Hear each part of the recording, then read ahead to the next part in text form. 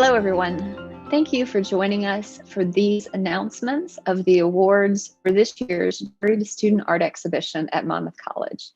My name is Stephanie Baugh. I am an assistant professor in the Department of Art, and I also serve as the gallery director. Today is the final day of the exhibition, and we are pleased to mark this occasion with this award video. There were 25 student artists who submitted 57 artworks for consideration for the show. Our jurors selected 39 pieces, and those 39 artworks were created by students from their first year through their senior year who are art majors, art minors, and students from other disciplines who also engage in making art. In addition to the category awards and the Best of Show award, our juror has elected to give an additional award, a Juror's Choice Award. And this year, we are celebrating a new partnership with the Buchanan Center for the Arts, who has sponsored and managed the voting for a People's Choice Award. First, we will hear from our juror, Don Wolford Metallo, the Visual Arts Director at Quad City Arts, who has prepared comments about each of the winning artworks. Then we will hear from Christine Gilbert, the Director of the Buchanan Center, who will announce the People's Choice Award.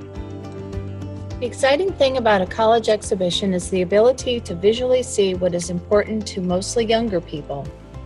At this point, the students are perfecting their skills and they have enough confidence in the medium to be able to use it to say something important.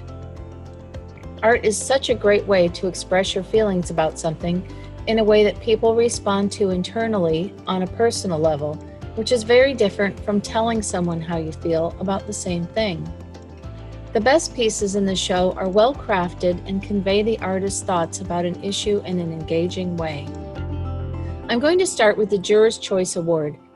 This is an award that I picked because I feel this piece needs to be recognized and there was no prize category for it. I chose Z. Kendall's She Sees for this award. This small but mighty work is beautifully stitched and sends the message that the subject is watching and sees what is going on around her. For the Ceramics Award, I picked Rebecca Quick's Cataclysmic. Sometimes more is better. Through the process of 3D printing, Quick produced a number of nearly identical clay cats and then gave each one its own identity by applying different colors and patterns of glaze. If you look closely, you can see that the cats are not just haphazardly arranged on the pedestal. They form a pattern, and the pattern is strengthened by the diagonal line of predominantly yellow cats. I think this piece has something to do with identity and fitting in or standing out in a crowd, but that is open to interpretation. For the Painting Award, I chose Miranda Paskey's How Many Licks. I thought there were several strong paintings to choose from, but this diptych stood out to me because it is unique and shows a sense of humor. She took a difficult subject to paint and made it look convincingly real. For the Photography Award, I chose Joseph Donner's Waiting for Carl Sandburg. What makes this photo is the silhouette of a person in the shadows on the left. The viewer almost misses it at first, but the figure creates a feeling of uneasiness. For the Drawing Award, I chose Molly Keeling's Wallace. This is quite simply a beautifully rendered drawing. The composition, lines, and tonal values all work together to draw attention to the beauty of the architecture. This is a great way to honor an important building. For the 2D Design Award, I chose Beth Douglas's Cordelia. This piece would fit the categories of drawing and painting as well, but since the artist chose to break up the subject into 3 separate studies, stacked one above the other, it became a design piece. The 3 sections work together as a composition and cause the viewer to look from one to the other and back again, noticing the differences and similarities in each section. This work is also wonderfully painted, and I enjoy the flowers tucked into odd places on the subject. For the Sculpture Award, I chose Pretty Boy by Elliot Grady. When it comes to sculpture of heads, it's very easy to forget the back, but Elliot treated the back of the head and the bust with just as much care as he did the front. He continued his idea and his color palette onto the base, which makes the piece look complete.